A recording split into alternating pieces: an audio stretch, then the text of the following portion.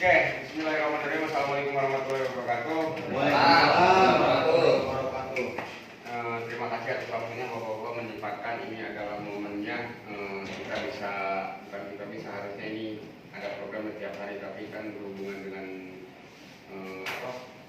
pengiriman memang susah ya untuk menentukan hari ini. Kemudian hari ini ada SO kita manfaatkan buat trading, terutama untuk bapak-bapak yang sudah lama di sini mungkin belum refreshment ya, belum pernah training refreshment. Dengan refreshment itu adalah training kembali tentang pemahaman yang disampaikan sebelumnya.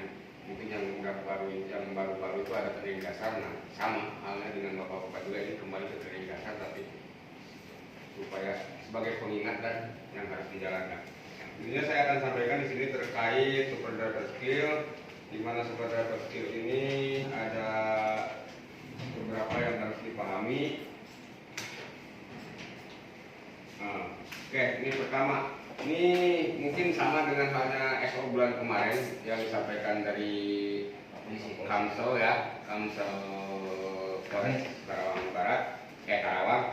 Jadi ya sama. Inilah dia, Bapak boleh lihat di sini ada contoh-contoh potensi kecelakaan. Mungkin ada beberapa perbedaan segi gambar aja, tapi sama halnya itu. Saya sekedar mengingatkan aja, karena ini refresh ya, berarti mengingatkan, bukan memberitahu, mengingatkan. Karena Bapak sudah pernah training. Di sini ada yang disebut apa ini Pak? Jalan menurun. Jalan kelok dan menurun. Nah, kedua San kiri belok kanan. sen kiri belok kanan. Yang keempatnya, 3 bersimpangan ya. Simpangan. Nah, kelimanya Overload.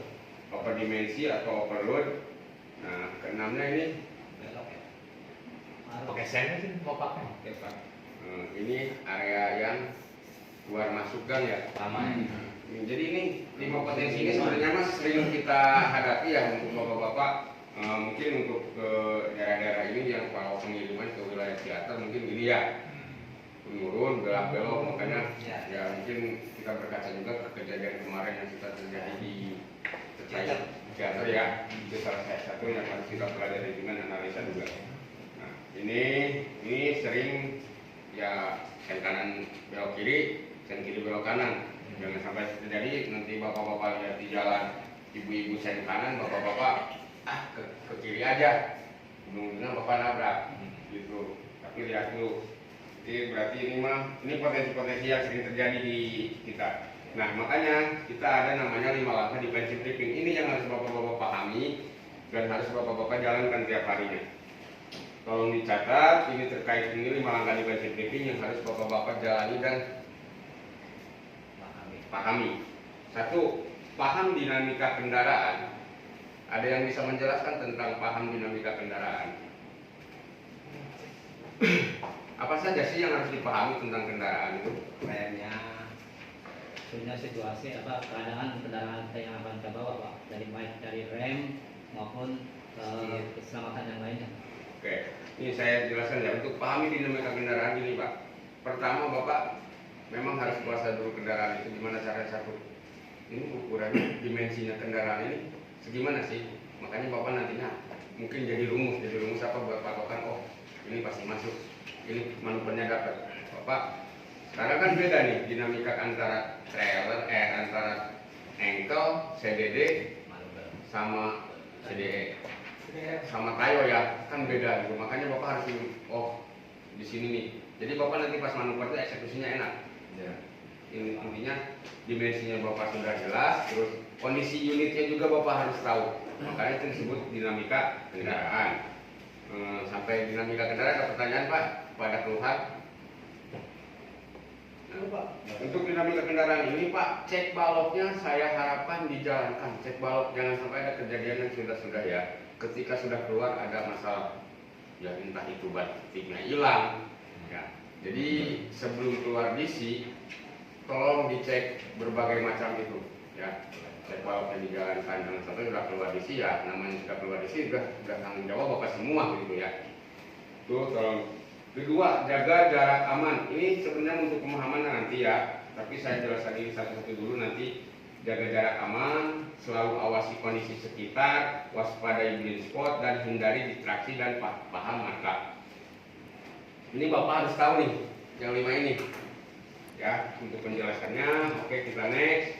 Nah, untuk paham dinamika tadi sudah mengerti ya Pak. Jadi kondisi unitnya dipahami, entah itu kondisi remnya, koplingnya, setirnya, dan dimensinya juga. Kedua nih, terkait jaga jarak aman. Dari jaga jarak aman ini kita ada 3 Pak. Pertama zona melihat, kedua zona analisa, dan ketiga adalah zona reaksi. Jangan sampai Bapak ketika bermanuver di jalanan itu Bapak langsung ke zona reaksi. Itu banyak yang terjadi ketika mobil di jalanan nabrak itu rata-rata langsung zona reaksi. Ya, kenapa begitu ya? Seharusnya Bapak kan ada namanya jarak aman. Nah, di jarak aman itu kita harus dibilangnya zona melihat. Bapak melihat di jalan, oh itu unit di depan tuh ada ini, ada mobil apa motor, itu zona melihat Bapak. Nah itu di 30 sampai 120 detik, berarti 2 menitan Pak ya. Bayangkan kalau Bapak ibaratnya gini, Bapak main HP, balas WA berapa? Ada sampai semenit, ada kan? Nah, berarti kalau Bapak main HP, zona melihatnya bisa hilang. Nah, gitu. Betul nggak? Betul. Nah, maka itu zona melihatnya itu di 30 sampai 120 detik. Nah, zona analisa, ketika Bapak sudah melihat analisanya. Analisanya kenapa? Oh, ini kemungkinan unit ke kanan, mobil di depan kemungkinan ke kiri, mobil di depan ke arah kanan. Itu analisa, Bapak harus analisa.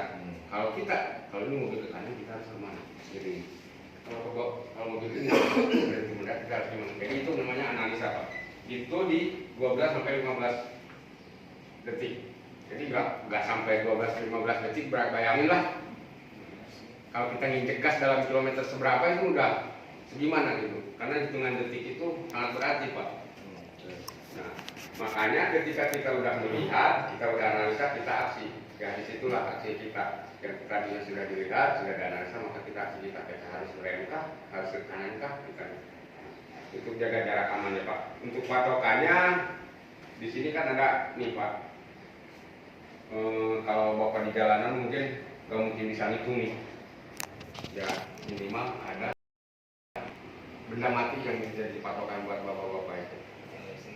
Iya, dan intinya yang kira-kira berapa detik ini kita ke mobil itu jadi patokan. Nih, yang ketiganya awasi kondisi sekitar. Ini yang sering terjadi juga untuk awasi kondisi sekitar nih.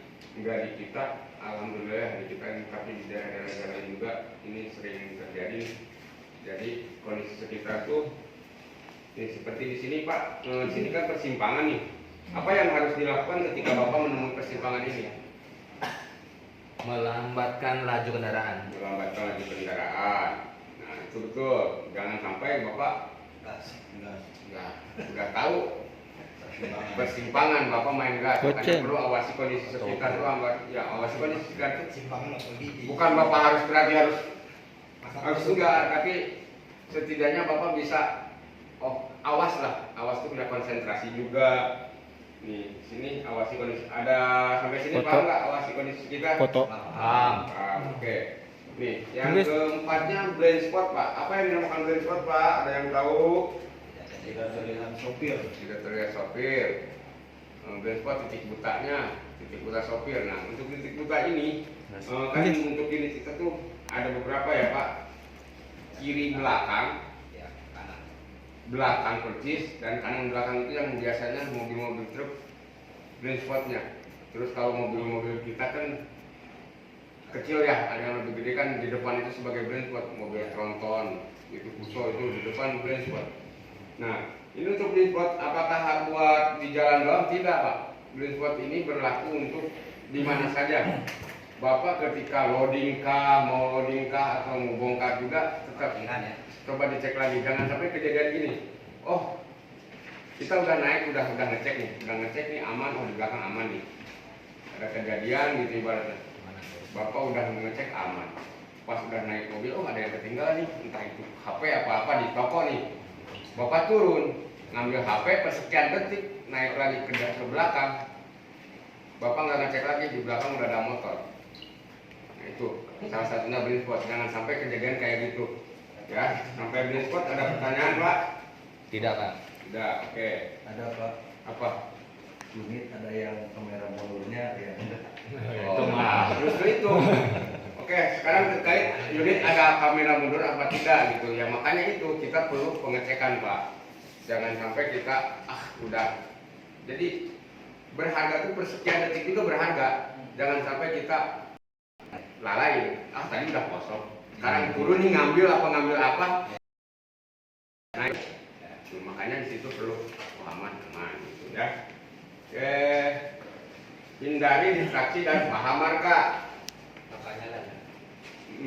Bapak ada yang tahu marka Pak? Tahu. Tahu apa marka?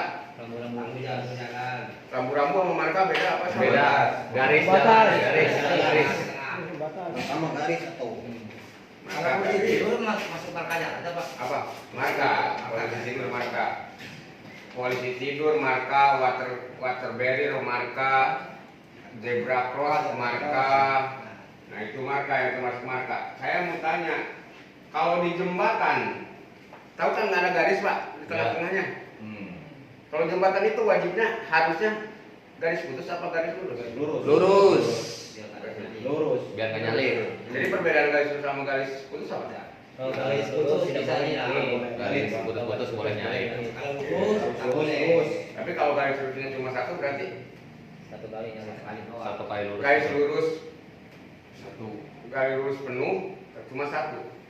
Nggak boleh nyalip.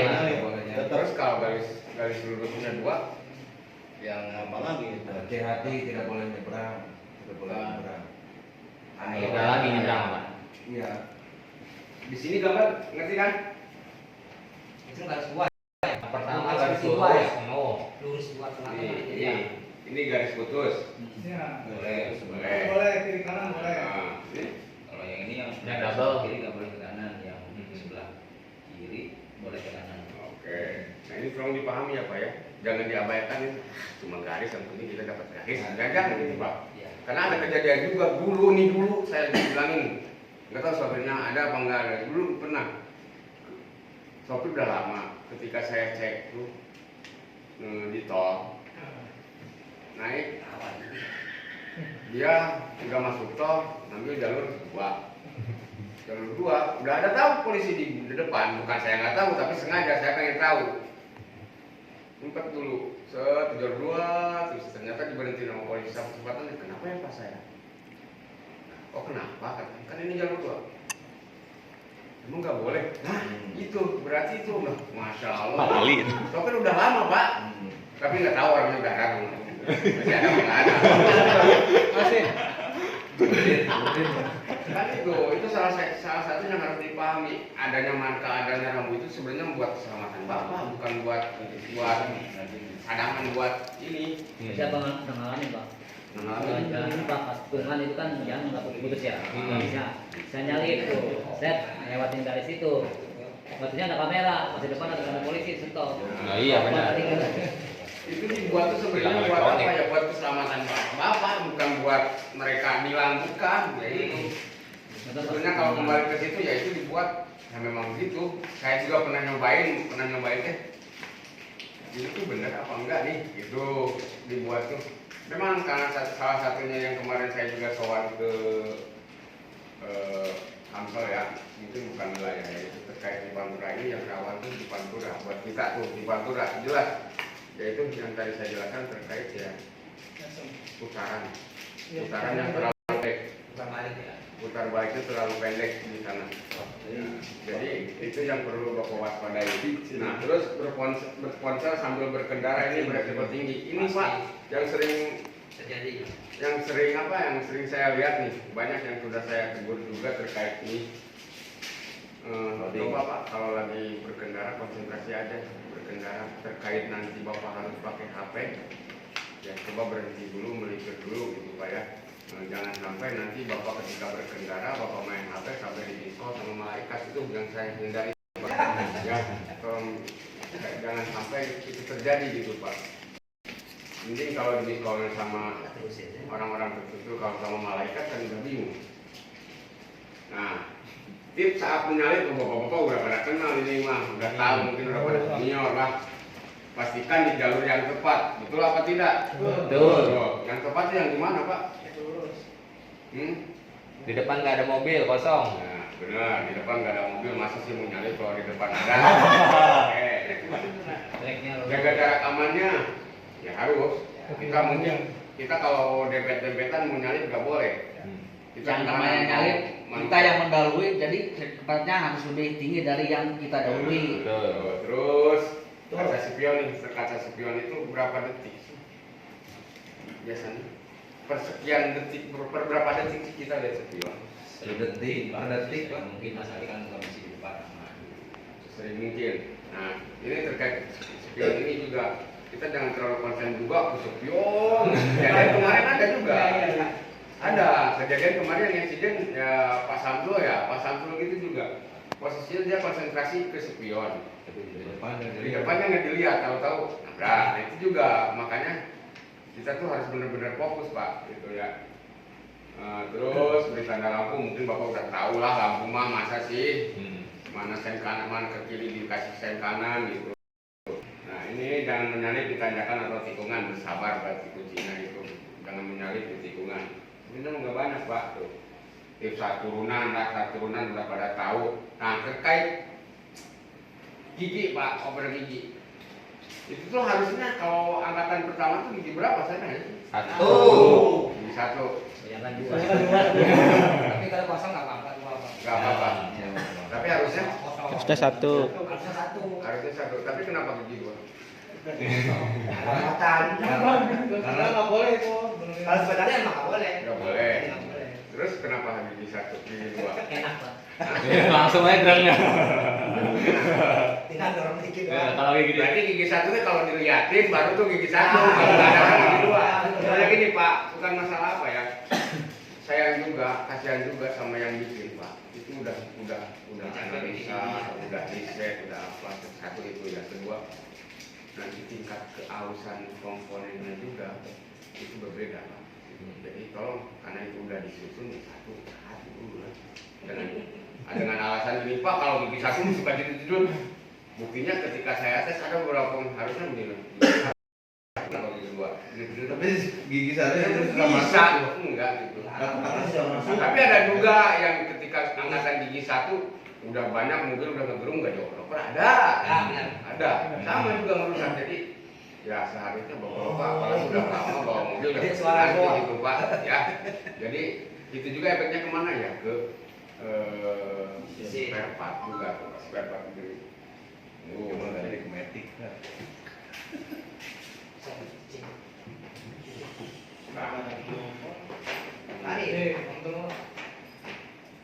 Udah sih Pak. Udah sih. Kami intinya begitu aja Pak yang saya sampaikan ya terkait ini perimbangan tadi berikut ini tolong dijaga, tolong dijalankan, tolong dipahami itu. Kedua terkait apa unit sekarang unit lebih aware lagi ke unit. Kalau unitnya kaca-kacakan tolong Pak. Terus grooming nih salah satunya grooming jangan sampai bukan grooming itu apa ya? Style kita lah, tolonglah dijaga ya Pak ya untuk angkutan untuk di Alfamart ini tolong dijaga biar ya pelanggan puas ya kita juga tenang gitu kerjanya.